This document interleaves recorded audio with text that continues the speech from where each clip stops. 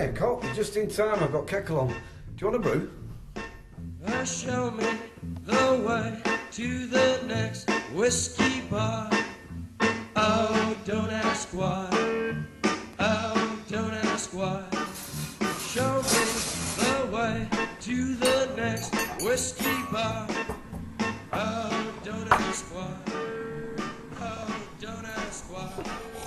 Or if we... There's a picture of me after I've completed the 150 mile and I'm stuck in San Pedro and I've got my medal around my neck and I've got a beer in my hand and I've just had a pizza. And on my face it's totally devoid of any emotion. How could I have done 150 miles through a desert at 54-year-old? Somebody, you know, like who's abused his body for 30 odd years, you know, taking speed and drinking and drugs. And I've suddenly done 150 miles. And then also I thought, I've met enough people in my past who suffer from the same addiction as me, from all walks of life. You know, I really want to see if I can give some people hope, a bit of hope. You know, for me, alcoholism is something I'll carry and I'll take to the grave. And I've not professed it in my book that I'm cured. And I've never said it on a radio interview or in papers, because I'm not. You know what I mean? But I'm not like I used to be.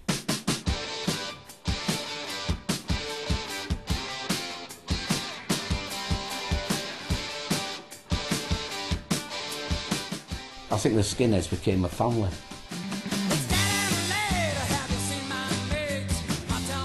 I had a sense of belonging. I was with a family, be it on the streets. They were happy to see me, whereas at home, as kids, you know, we were just sat in our piss ups.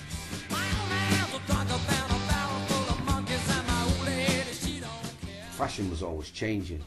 People moved on, and I was still there being a skinhead. I didn't know how to move on, you know what I mean? And I didn't know how to take away all the demons in my head and all the mental scars I was a kid. So when I did start to drink, it took them all away. They call it Dutch courage. I could suddenly go up and talk to someone and interact.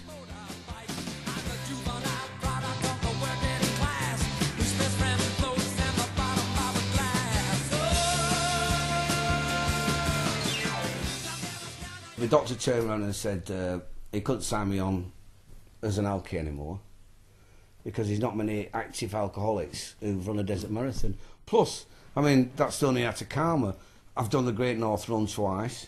I've done Blackpool Marathon. You know what I mean? All these marathons that I've done and running in the morning and training at the gym. I don't drink cider anymore. I don't drink special brew anymore.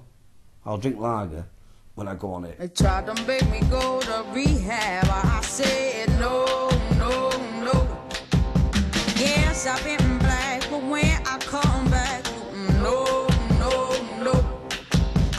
I ain't got the time, and if my daddy thinks I'm fine, they try to make me go to rehab. I won't go. The greatest affirmation that I'd ever heard was from that boxer Muhammad Ali, and he said, and I keep this in my mind, he said, I was born to be great.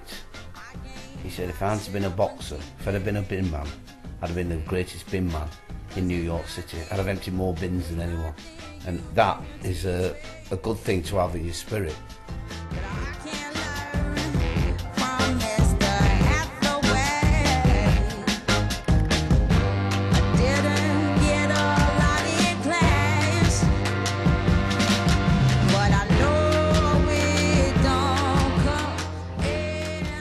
Because there's one thing you don't want, one thing I don't want, I'm sure a lot of people don't want it, is somebody who's stood there, who's suffering the same as you and says, I've got it, I've done it now.